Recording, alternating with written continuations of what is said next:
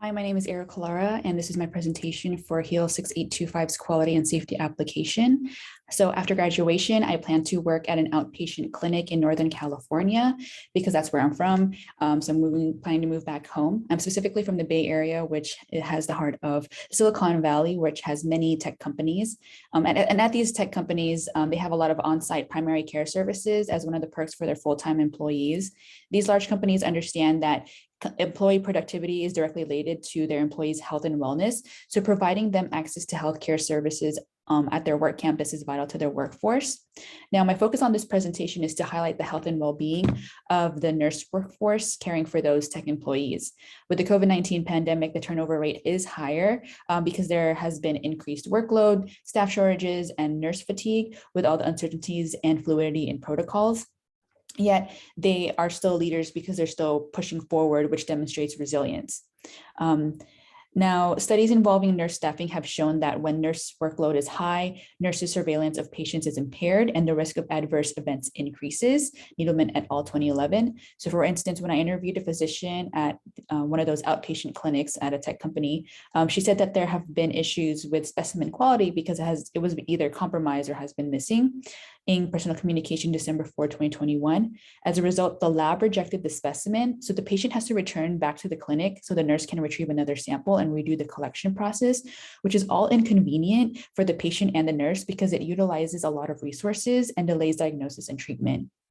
So in addition to increased workload, other workforce issues include staff shortages, in which substantial data have suggested that medical errors increase when there's higher ratios of patients to nurses, as well as nurse fatigue and high turnover rates. So to improve employee engagement, retention, job satisfaction, and morale amongst nurses, leadership must view the workforce as teams that operate like a community instead of a hierarchy by increasing recognition, reward, and leadership support, Lewis 2019. So I propose a cultural change toolkit as an intervention to address complex workforce issues.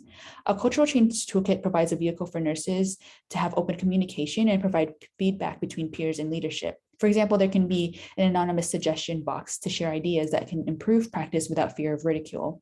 There can also be improved social support between leaders and nursing staff by implementing a gratitude board so nurses can give positive feedback and recognition to each other on a regular basis. Overall, the cultural change toolkit will help understand expectations of one another, determine what is considered normal behavior in their work environment, as well as identify shared values, attitudes, and beliefs. This is done by changing the perspective on leadership and management that consists of practice managers and the organization's policymakers. It requires new organization structures that builds trust between the nurses and the practice managers and organization policymakers, focuses on diversity and inclusion, professional development through growth opportunities, onboarding satisfaction, as well as communication, Agency for Healthcare Research and Quality 2019. This represents the high reliability principle of sensitivity to operations. They cultivate an understanding of the context of the current state of their work environment, so what is going on around them, and how the current state might threaten patient safety. Another high reliability principle targeted by this intervention is the deference to expertise. So the cultural change toolkit recognizes and appreciates that nurses are the most knowledgeable about their work and have the greatest knowledge rather than someone with seniority or a role that is a higher status, Agency for Healthcare Research and Quality 2019.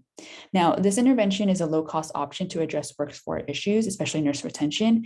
The estimated cost of nursing turnover ranges from $10,000 to $88,000 per vacancy, and that translates to an overall cost of $500,000 to $8 million per organization, Adams et al. 2019.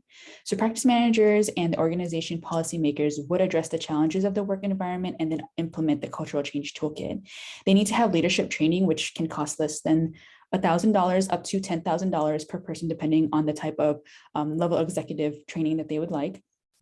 And which I think is still beneficial to high reliability organizations because they have high potential employees be retained while innovation and creative thinking is fostered. Now, to measure the outcomes of the intervention, it would just be to calculate the turnover rate. So take the number of the nurses that left the organization in 1 year and divide that by the total number of nurses in the organization, multiply that by 100 to get a percentage, and then compare that number to the retention rate by taking the number of nurses still on staff that year and divide that by the total number of nurses in the organization, and again, multiply that by 100. And then these rates should be calculated annually and compared over a 5-year period. So in conclusion, a poor nurse work environment is the underlying factor of nurse attrition and turnover. Improving nurse work environment should be emphasized as a strategy to retain nurses in the workforce using the cultural change toolkit to prevent burnout and increase employee engagement to increase that leadership. Thank you.